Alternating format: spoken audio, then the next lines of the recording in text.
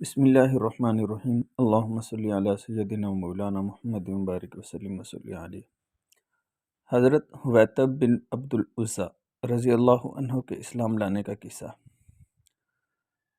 حضرت منذر بن جہم فرماتے ہیں کہ حضرت حویطب بن عبد العزیٰ نے بیان کیا کہ جب حضور صلی اللہ علیہ وسلم فتح مکہ کے سال مکہ میں داخل ہوئے تو مجھے بہت ہی خوف محسوس ہوا۔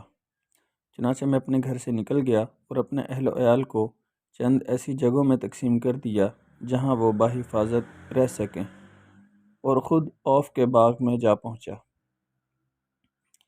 ایک دن اچانک وہاں حضرت ابو ذر غفاری رضی اللہ عنہ آ گئے۔ میری ان سے پرانی دوستی تھی اور دوستی ہمیشہ کام آیا کرتی ہے، لیکن میں ان کو دیکھتے ہی ڈر کے مارے بھاگ کھڑا ہوا۔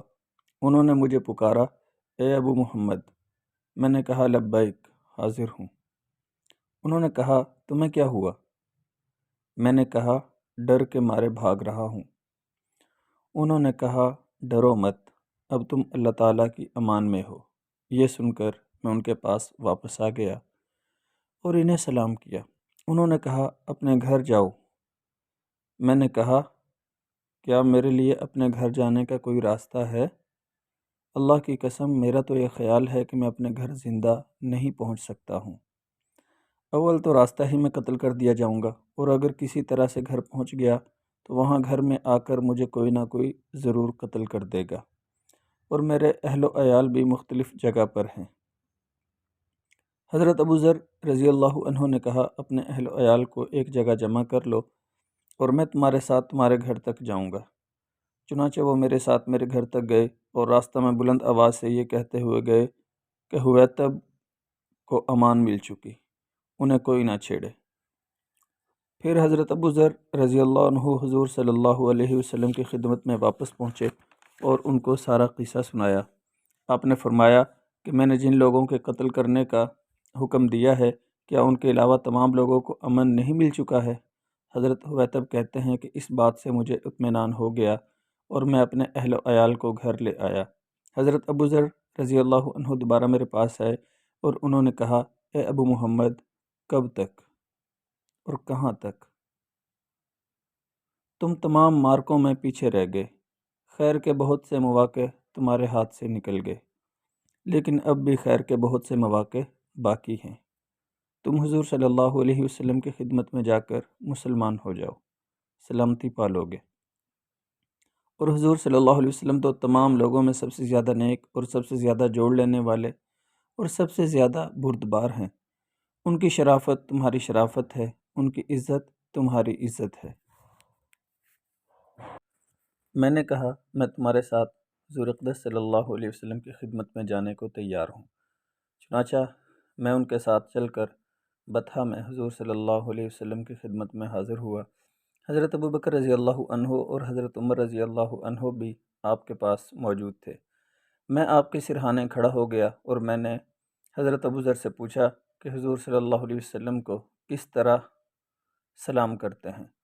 انہوں نے کہا، یہ کہو، السلام علیکم ایھا النبی ورحمۃ اللہ وبرکاتہ۔ چنانچہ میں نے آپ کو انہی الفاظ سے سلام کیا۔ آپ نے فرمایا، وعلیکم السلام اے حویطب۔ میں نے کہا، میں اس بات کی گواہی دیتا ہوں کہ اللہ کے سوا کوئی معبود نہیں، اور آپ صلی اللہ علیہ وسلم اللہ کے رسول ہیں۔ حضور صلی اللہ علیہ وسلم نے فرمایا، تمام تعریفیں اس اللہ کے لیے ہیں جس نے تمہیں ہدایت دی۔ حضرت حویطب رضی اللہ عنہ کہتے ہیں کہ حضور صلی اللہ علیہ وسلم میرے اسلام لانے سے بہت خوش ہوئے۔ آپ نے مجھ سے کچھ قرض مانگا، میں نے آپ کو 40,000 درہم قرض دیے اور آپ کے ساتھ غزوہ حنین اور طائف میں شریک رہا۔ آپ صلی اللہ علیہ وسلم نے مجھے حنین کے مال غنیمت میں سے 100 اونٹ دیے۔ حضرت جعفر بن محمود بن محمد بن سلمہ اشہلی سے لمبی حدیث مروی ہے، جس میں یہ مضمون بھی ہے کہ پھر حضرت حویطب رضی اللہ عنہ نے کہا کہ قریش کے ان بڑے لوگوں میں سے جو فتح مکہ تک اپنی قوم کے دین پر باقی رہ گئے تھے، کوئی بھی مجھ سے زیادہ اس فتح کو ناپسند سمجھنے والا نہیں تھا، لیکن ہوتا تو وہی ہے جو مقدر میں ہو۔ میں مشرکوں کے ساتھ جنگ بدر میں بھی شریک ہوا۔ میں نے اس جنگ میں بہت سے عبرت والے منظر دیکھے۔ چنانچہ میں نے فرشتوں کو دیکھا کہ وہ زمین اور آسمان کے درمیان اتر رہے ہیں اور کافروں کو قتل کر رہے ہیں اور ان کو قید کر رہے ہیں۔ تو میں نے کہا، اس آدمی کی حفاظت کا مستقل غیبی انتظام ہے، اور میں نے جو کچھ دیکھا تھا اس کا کسی سے تذکرہ نہیں کیا۔ چنانچہ شکست کھا کر ہم واپس آ گئے۔ پھر بعد میں قریش ایک ایک کر کے مسلمان ہوتے رہے۔ صلح حدیبیہ کے موقع پر میں بھی موجود تھا، اور صلح کرانے میں بھی بھاگ دوڑ کرتا رہا، یہاں تک کہ صلح نامہ مکمل ہو گیا، اور ان تمام باتوں سے اسلام کو ترقی ہوتی رہی، کیونکہ اللہ تعالیٰ صرف اسی چیز کو وجود دیتے ہیں جسے وہ چاہتے ہیں۔ اس صلح نامہ کا آخری گواہ میں تھا، اور میں نے اپنے دل میں کہا کہ قریش حضور صلی اللہ علیہ وسلم کو زبانی جمع خرچ سے واپس بھیج کر اگرچہ اس وقت خوش ہو رہے ہیں، لیکن ان کو آئندہ حضور صلی اللہ علیہ وسلم کی طرف سے برے حالات ہی دیکھنے پڑیں گے۔ اگلے سال جب حضور صلی اللہ علیہ وسلم عمرہ کی قضا کرنے کے لیے مکہ تشریف لائے اور سارے قریش مکہ سے باہر چلے گئے، تو میں اور سہیل بن عمر اور کچھ لوگ اس لیے مکہ ٹھہر گئے تاکہ وقت کے ختم ہونے پر ہم حضور صلی اللہ علیہ وسلم کو مکہ سے واپس جانے کو کہیں۔ چنانچہ جب 3 دن گزر گئے تو میں نے اور سہیل بن عمر نے جا کر کہا کہ شرط کے مطابق آپ کا وقت پورا ہو گیا ہے، آپ صلی اللہ علیہ وسلم ہمارے شہر سے چلے جائیں۔ آپ نے فرمایا، اے بلال، یہ اعلان کر دو کہ جتنے مسلمان ہمارے ساتھ آئے ہیں وہ سورج ڈوبنے سے پہلے ہی مکہ سے نکل جائیں۔